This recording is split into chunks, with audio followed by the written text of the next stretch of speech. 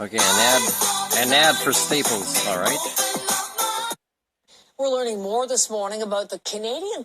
Okay, so, by the way, I've said in a different blog, I don't know if I posted it yet, but if I went to join the war to fight for the underdog is Russian soldiers, because they are frickin' being recruited in frickin' dangerous, dishonest ways, and they're put in situations that are horrible. But anyways, I'm not the kind of person that uses violence as a way of life, so I wouldn't do it. But I'm just saying if I was forced to and I'd pick a side, I'd pick the Russian side, not because I'm a fan of anybody or because I agree with anything they're doing.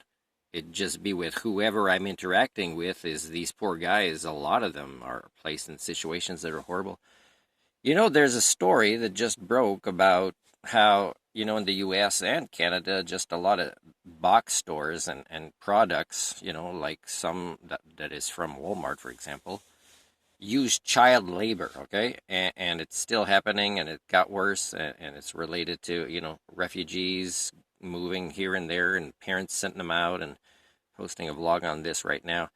Anyways, so two companies in Montreal, I don't know what they're doing, but it's about computer chips probably, or electronics with computer chips.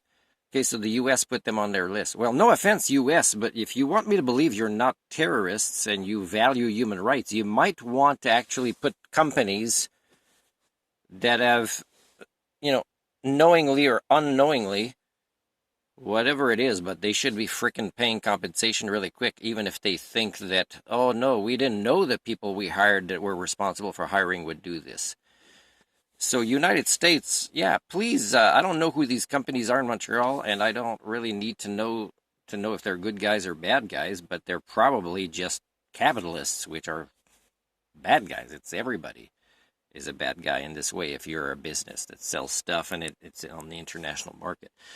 So don't be surprised. But USA, please don't be hypocrites and ban them and hurt their reputation, but don't ban at the same time the companies that have been using child labor. Come on, you're freaking ridiculous. Look at this. I don't know if I write too many comments on CBC or elsewhere, but anyways, everything's on restricted mode now. Even my own videos can't even comment, or I don't know if anybody can on my own videos now. So it's pretty ridiculous. So let's look at another ridiculous one, okay, to see how ridiculous Canadians are. Yeah, well, if you're not happy I'm saying this, this is evidence, okay? I'm not making this stuff up. There's a developing story out of Mexico that we're following.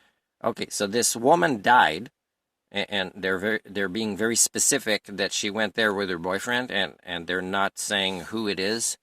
Could be boyfriend, could be not boyfriend, that killed her within a day. Maybe even on the same day she arrived on this trip. What's really, typical of the news and Canadians being on the news is this. Okay, so this is the aunt. So I don't know, like I'd be freaking crying big time if my niece or nephew died, even though I'm not close to them. And it's not that I don't want to be close to them. It's just, it takes more than one person to know how to be close to somebody. So anyways, watch this. Something that she and her whole family was excited for. The word family is weird. Kiera loved to travel. She has wanted to travel since she's been little, like so much that she made her mom get her passport so, they could travel together. And that's something they were really looking forward to do. And okay, so if you didn't pick up on this yet, like if you're the norm, do you know how shameful it is that this is her aunt, and this happened supposedly not 3 years ago, but recently, and she's not in tears? She's just probably like made herself look really nice, and she's talking about, like, how is she not breaking down, talking about her niece that got murdered? And how are you guys not writing comments that say, why would you show an aunt so neutral with her emotions about her niece dying? And why do you allow CBC to have journalists that don't point that out, or even allow something so cold to be shown on Canadian news because it's normal? This was a birthday trip, and Kiera planned it. She was really excited about it. We're going to the Maya Riviera to go snorkeling and see the Mayan ruins, visit the beaches. Oh, traveling is so great. We lost, a member of our family, but, that's the You know, that's the price of, maybe I should have gotten the insurance. That's the price of a trip. It was like a once in a lifetime. So we should lose one member of our family for these trips. My God, I can't believe I shared go DNA with you shopping. guys. It's a trip that she really was excited for. Caitlin Levesque there, she is Kiera's aunt. She says she was planning a trip herself out to see Kiera this summer, something that now she will never get to do. Kiera was 23. Are you sure she won't get to do it?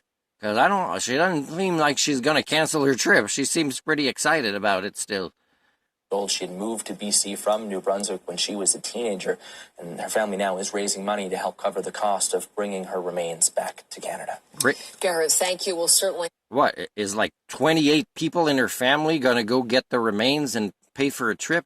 This is so freaking ridiculous that I shared DNA with you guys. Any updated information as we get it today. Garrett Barry from St. John's.